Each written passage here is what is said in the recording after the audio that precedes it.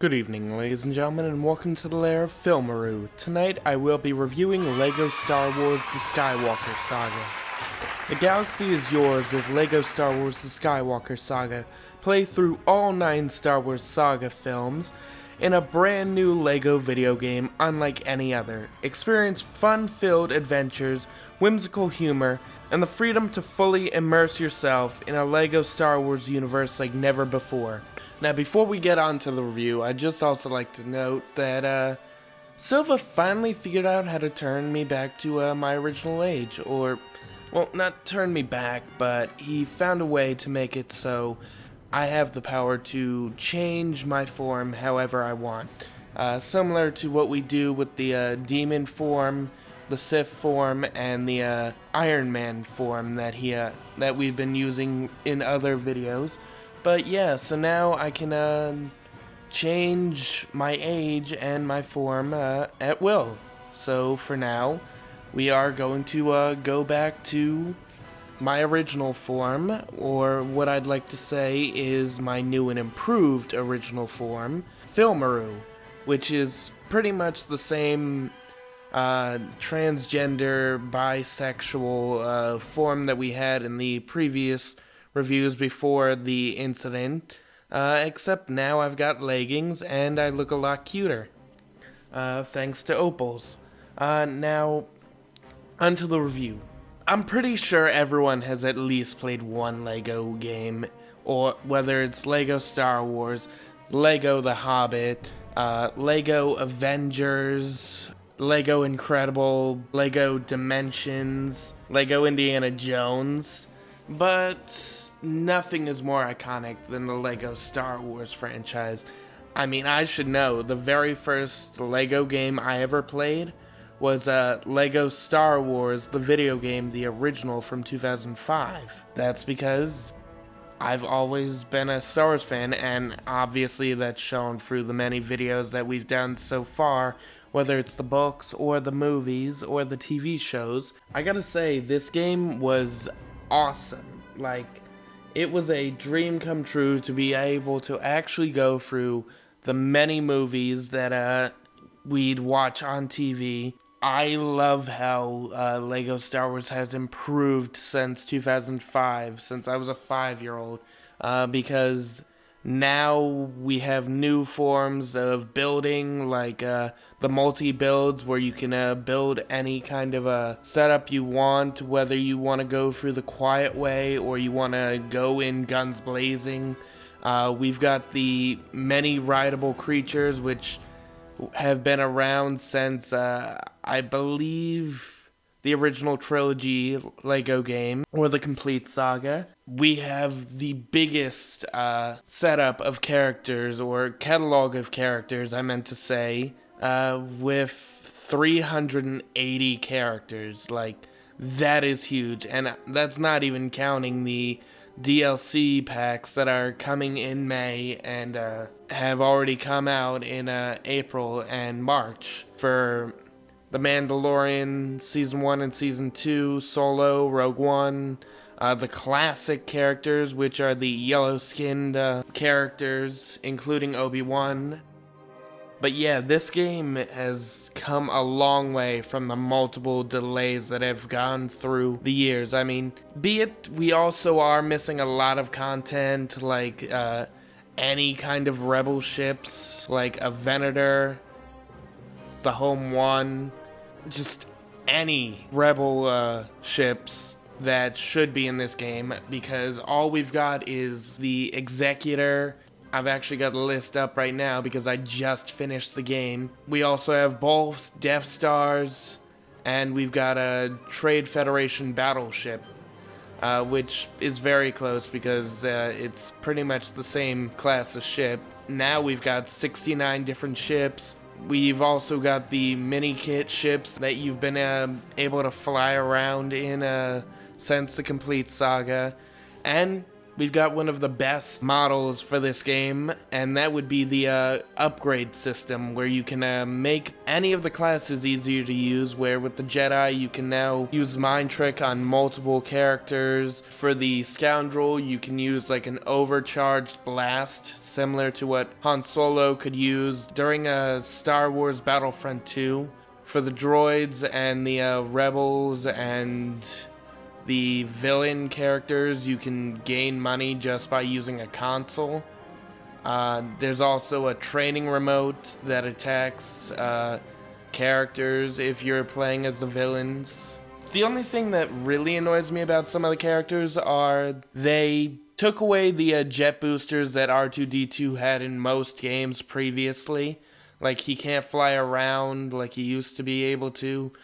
We're still missing General Veers and Admiral Piet from the original trilogy. We're missing a Geonosian to play as. We're missing Nemoidian guards that we could play as. We're missing multiple Jedi characters.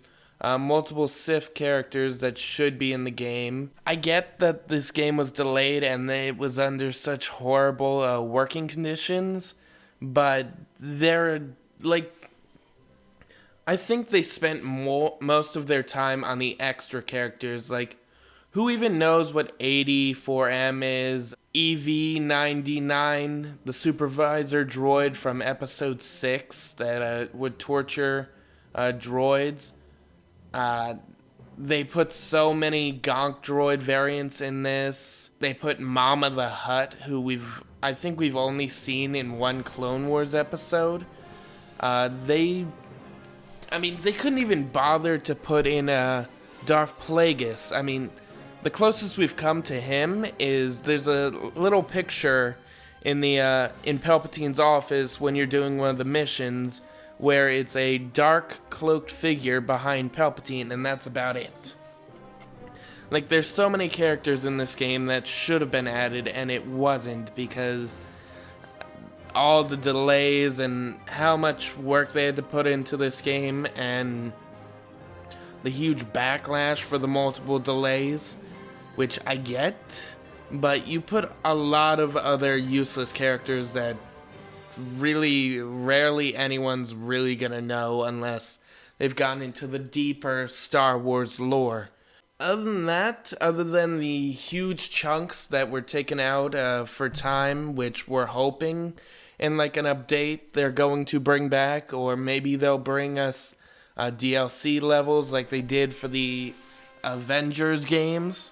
Some of these characters are creative, but they didn't belong. Like, I mean, I do find it funny that we did get Roger from the Freemakers series, and we got Mr. Bones from the comics, but not many people are gonna know who they are. Who the f*** is that guy? Who the f*** is that? I mean, most people don't even know who Timiri Blog, who apparently most people know him as Broom Boy from the very ending of The Last Jedi. The kid who learned he was Force sensitive when he used the Force on a broom. But yeah, they put too much into this. Too many characters that nobody's gonna know. And the most we can hope for is there will be updated content and more DLC packs, like an Imperial Officer pack that will add the much needed characters. Now that we've complained about we've talked about the upgrade system and we've talked about the characters and the ships, let's get into the levels. These levels are amazing. If you look at any of the titles, they're all references to like Star Wars references. Like a bigger fish is the very first level you play. There's a reference to Better Call Saul, the spin-off to Breaking Bad called Better Call Maul. There's the Outmanned but not outgunged. And that's just from episode 1. Every episode has at least a little Easter egg in it A lot of the missions that we do throughout the free play are references to different movies, different books, different TV shows, and I find that hilarious and creative, and I can definitely say the team worked really hard finding all these references and ideas. But some of the missions do feel like they're lacking. Like, some of them don't really have the 3-act part that we know Star Wars for. Like, yes, you get to do the trench run during episode 4, but it's nowhere near what it should be. Like, you do the trench run, and then you go into this giant open area where you've got to destroy these mini exhaust ports with Obi-Wan yelling at you, and then if you collect enough torpedoes and blow up all these exhaust ports, you then get to do the main one, and while the gags are funny, the mission is annoying as hell. Episode 9, the finale, while you do get to play as Finn, but you get to play on as the rebels going on the Star Destroyer using the Obrey to take out the communications tower, and you get to play as Rey and Ben taking out the Sovereign Protectors and the Knights of Ren. You never get the space mission that you're supposed to get. Like, you don't get to play as any of the many ships in a space taking out the Star Destroyers, taking out the cannons. The closest we get to that is cutscenes. Like, a lot of these missions give us what we want in just a cutscene. Like, take the Battle of Endor, for instance. We get to fight Palpatine, we get to fight on ground, and in an ATST as Wookiees and Chewbacca taking out the Imperials on the ground. We never get to do the space battle. Like, we never get to actually be a part of the space battle over Endor and destroy the Death Star 2 like we did in the previous games. We don't even get to do the Battle of Coruscant, which is a huge masterpiece that has been in 3 of the main Star Wars games. And honestly, to me, that is a crying shame, because I am a huge fan of Episode 3, and to not be able to attack General Grievous's invisible hand in space is just not the best thing to do. Like, it puts you in the hangar instead of letting you actually start from the very beginning of the episode. And a lot of the episodes have these problems. I'm also kind of disappointed that we didn't get anything similar to the Gungan battle. Like, that is one of the best missions in this game, where you're using a catapult to take out these droids and their tanks. And that's the only time they actually use this mechanic. Like, we don't get to see it in any other episode. Space is amazing in this game. Like, you can fight these massive ships where you're destroying their defenses, but the main thing a lot of us were looking forward to, I think, was being able to have ship-to-ship combat, like cruiser-to-cruiser combat, where you're able to do something similar to what they did in LEGO Star Wars The Clone Wars, one of my favorite games in the series, where you could use these cannons to take out things for mini-kits, or you could use them to destroy starfighters. And you can't do that here. All you're doing is going through each map, looking for the Kyber bricks, and that's it. I mean, yeah, you've got the fun side quests. You've got the character side quests where you gotta hunt for these characters or do these little missions. That's about it. I mean, don't get me wrong. It's fun for a while, but after doing the same missions over and over again, it kind of becomes boring. It came out on April 5th, so it took me 24 days to finish it, And that's not counting the breaks that I had to take just to come back to this. Like, it took me playing the entire Skywalker Saga a couple of weeks. And that's not counting the side missions and the space battles and the ship missions. You definitely have a lot to do in this game, but it gets stale pretty easily. Like, not all the missions are as fun as they are the first time. That's why I was looking forward to the story, which, again, they left out a lot of stuff, and I get it because of delays and time crunches. But just, if the game's not finished, don't release it so quickly. I mean, this could have been a much bigger game. It could have been at the same scale as like any of the Assassin's Creed games, the newer ones.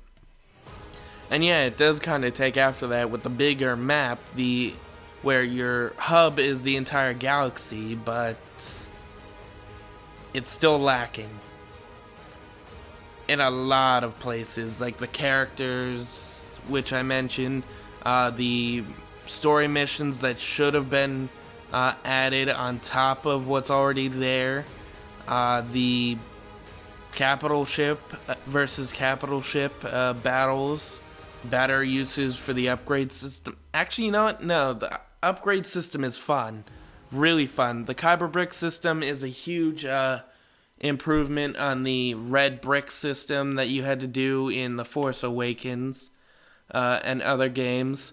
I just wish there was more of an achievement here. It just feels like a much blander copy of the other games.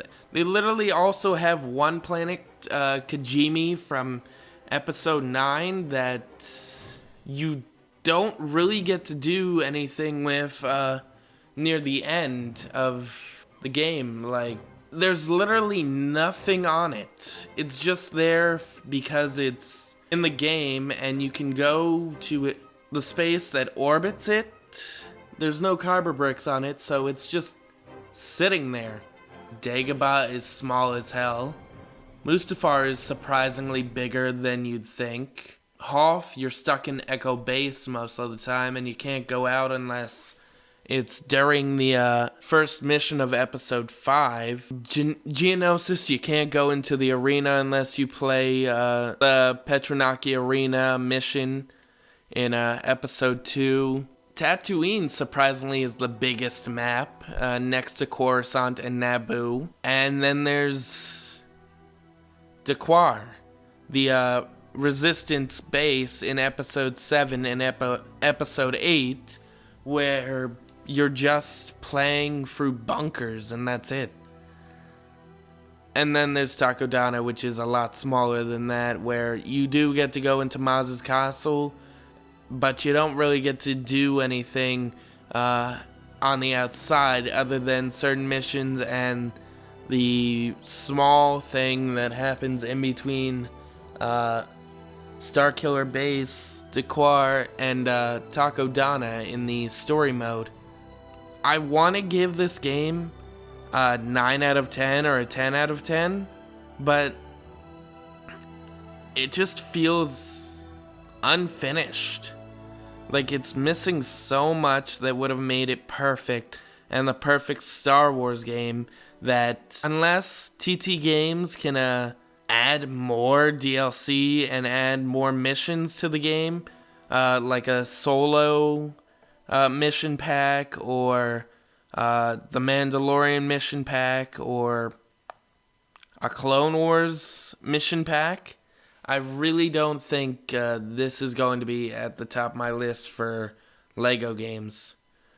Which is why, sadly, I'm going to have to give it a 5 out of 10 for being unfinished. Like, it feels half of a game. And don't get me wrong, it's fun. It really is. I did enjoy the story missions. I did enjoy some of the characters that you got to play with. But TT Games, you shouldn't have put this out. You should have delayed it at least one more time just to finish up what you were doing. Looking at the game right now, because it's on my PlayStation right now, I can see how much work they put into this. It's just, call me selfish, but it's not enough for a huge Star Wars fan like myself. So I guess try again next time.